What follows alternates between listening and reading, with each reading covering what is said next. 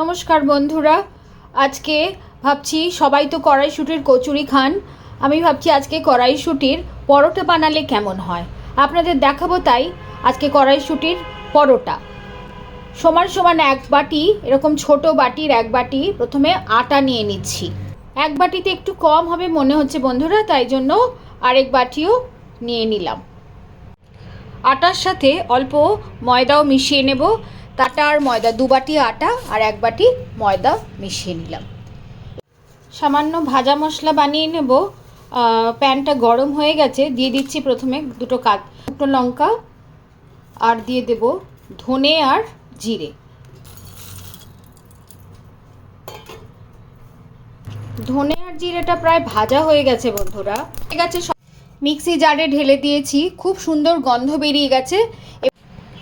এবার মিক্সিতে আদা দিয়ে দেবো, একটা কাঁচা লঙ্কা নিয়েছি আর নিয়েছি 1.25 বাটি মতন মটরশুঁটি।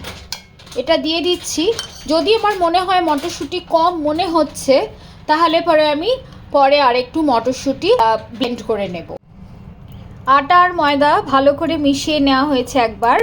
এইবার পুরো মটরশুঁটিটা এর মধ্যে দিয়ে দেওয়া হয়েছে। এর মধ্যে দেব আমি নুন, দাও এর মধ্যে এই পরিমাণ চিনিটাও এবার দিয়ে দেবো বন্ধুরা। যেরকম ময়ানের জন্য আমরা তেল দিই, সেরকম ময়ানের পরিমাণ অনুযায়ী আমরা এর মধ্যে দিয়ে দেবো তেল। দিয়ে এবার সমস্ত আগে মিশ্রণটাকে ভালো করে আগে মেখে নিতে হবে। জল এর মধ্যে একদমই দেওয়া যাবে না আগে। পুরোটা মাখার পরে যদি মনে হয় যে আমার জলের প্রয়োজন আছে, তাহলে আমি সামান্য মটরশুঁটি পেস্ট করে এর মধ্যে দেব। আর তাও যদি মনে হয় আরেকটু লাগবে, তখন সামান্য গরম জল করে আমি এর মধ্যে দেব। আপনাদেরকে আরেকটা জিনিস বলা হয়নি বন্ধুরা, আপনাদেরকে মনে আছে আমি ভাজা মশলা করে রেখেছিলাম জিরে, ধনে আর লঙ্কার।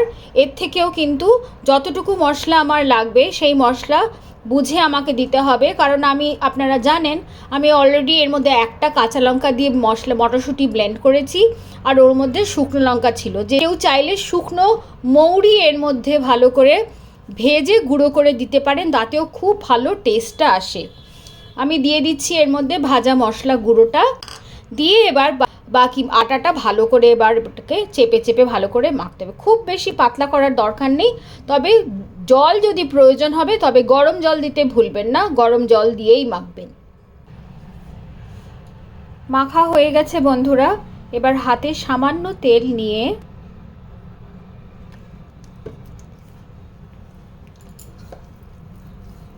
এটাকে চারদিকে উল্টে পাল্টে করে রেখে কিছুক্ষণ আমরা এটাকে রেখে দেব। রেখে দেওয়ার পরে দেখতে পাচ্ছেন কতখানি এটা সফট হয়েছে। এটাকে এইভাবে যদি আপনি প্রেস করেন তাহলেই বুঝতে পারবেন কতখানি এটা নরম আছে। এটাতে কোনো জল আমাকে দিতে হয়নি, যেটা আমি মটরশুঁটির পেস্ট বানিয়েছিলাম সেটা দিয়েই তৈরি হয়ে গেছে।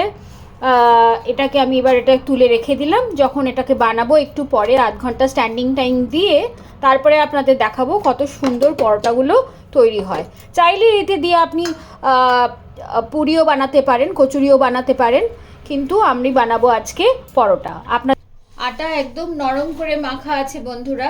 আমি এখানে এখন মাত্র 4খানাই বানাবো, তাই 4টে এখান থেকে লেচি কেটে নেব। লাগিয়ে নিয়ে ব্রাশ করে নিলেই হবে।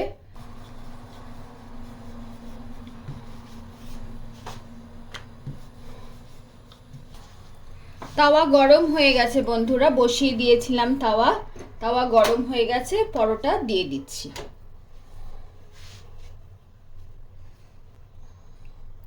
আরেকটা বেলে নিচ্ছি একইভাবে।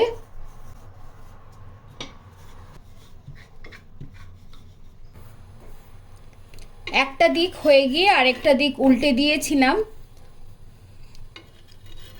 এইবার দেখতে পাচ্ছেন হয়ে গেছে। এইবারে আমি ঘি লাগিয়ে দিচ্ছি। যেরকম ঘি দিয়ে হোক, তেল দিয়ে হোক, যেটা আপনাদের পছন্দ সেইভাবে লাগিয়ে নেবেন।